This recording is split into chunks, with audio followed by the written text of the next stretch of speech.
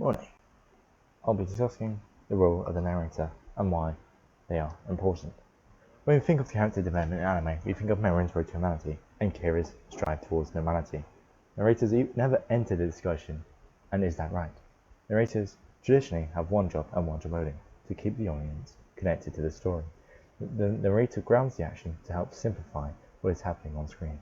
They usually take the side of the protagonist, using a positive register for the protagonist and a negative register for the antagonist.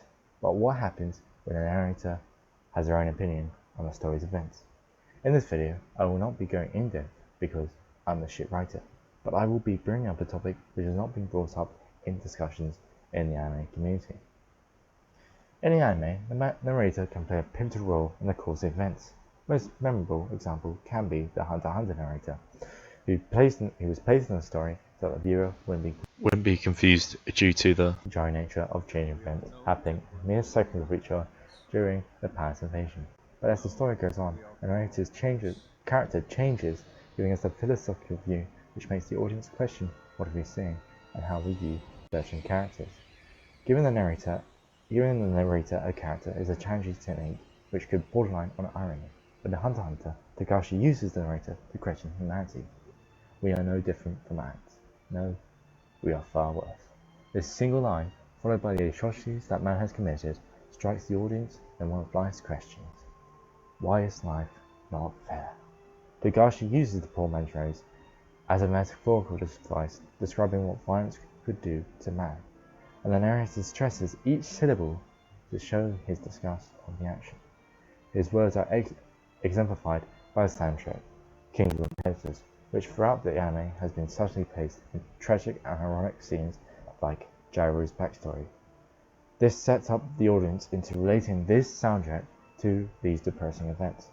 Togashi uses the narrator not only to create a beautifully written character in the narrator, but also helps us as an audience in understanding the characters in the show by describing their internal mechanics when the narrator describes the thoughts of the characters in it is his own. When the narrator describes the thoughts of the characters, it is his own interpretation and can vary from what is on screen, giving us a different insight.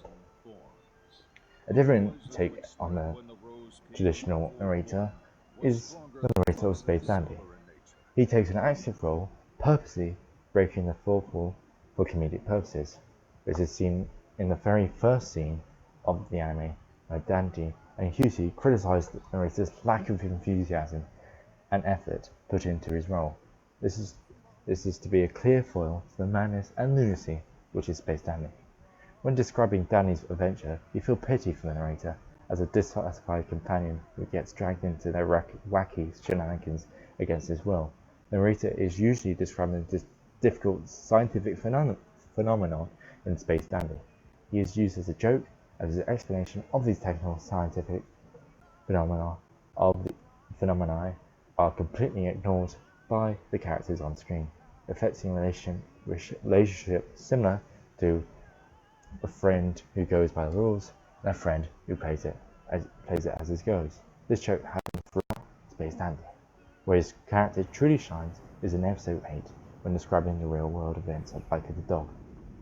He has the belief that Pup, the dog featured in Space Dandy, was Leica, and abandoning a dog would be too heartless and a more tragic story than what happened in real life.